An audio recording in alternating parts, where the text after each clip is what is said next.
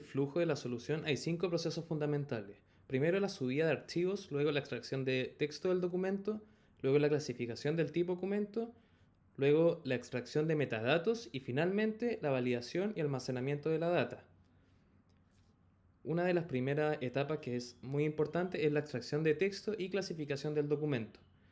En esta parte hay una serie de archivos en cola por procesar y van pasando uno a uno síncronamente y se determina si es digital o no es digital. Si no es digital, debe pasar por un OCR. En este caso estamos utilizando el servicio de Textract de Amazon para obtener el texto de estas imágenes.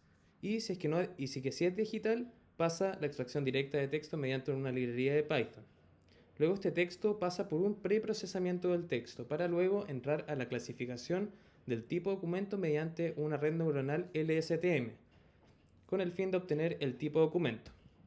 ¿Qué es esta red neuronal LSTM? Es Long Short Term Memory, es decir, utiliza memoria tanto previa como posterior, es bidireccional del contexto del texto para determinar el tipo de documento.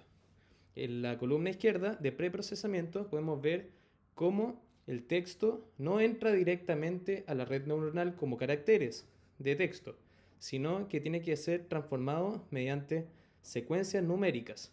Y para esto se utilizan técnicas de completación y truncado, muestreo estratificado, para obtener estas secuencias de entrenamiento y validación que ingresarán a la red neuronal.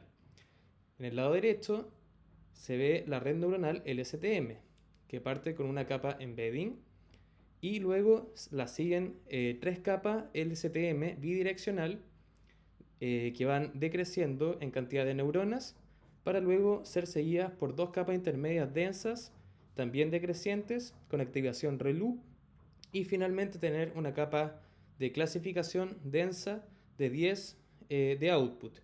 Es decir, hay 10 tipos de documentos en ese output y son categorizados mediante Sparse Categorical Cross Entropy con un optimizador Adam.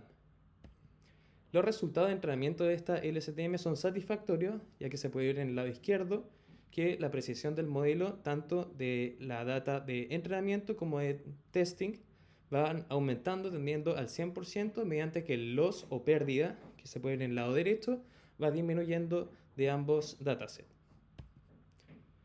Luego, una vez ya determinado el tipo de documento, cómo se han configurado previamente los metadatos para cada tipo de documento que se desea extraer, se seleccionan estos tipos de metadatos y cada uno de los tipos de documentos tiene una técnica de extracción también, que puede ser mediante extracción de layout o tablas, que se puede ver en el flujo de arriba, o mediante extracción mediante queries entrenadas mediante adaptadores con un fine tuning, o mediante consultas directas mediante un modelo de lenguaje que se puede ver en el flujo de abajo, mediante Amazon Bedrock, mediante el modelo Mistral AI, Instruct.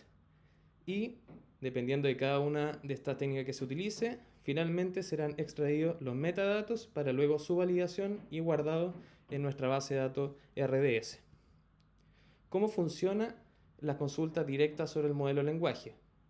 Primero se ingresa un documento. Este documento se separa en subtextos sobrepuestos por una cierta cantidad determinada de caracteres y luego a cada uno de estos bloques de texto se le asigna una dimensión. Un vector de 1535 dimensiones y es guardado en una base de datos vectorial. Luego el usuario realiza una consulta a esta base de datos vectorial.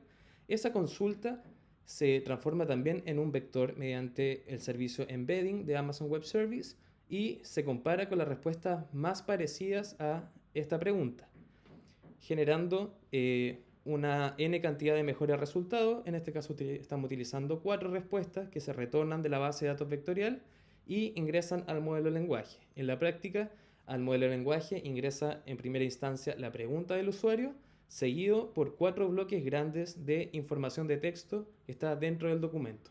De esta forma, el modelo de lenguaje puede entregar una respuesta al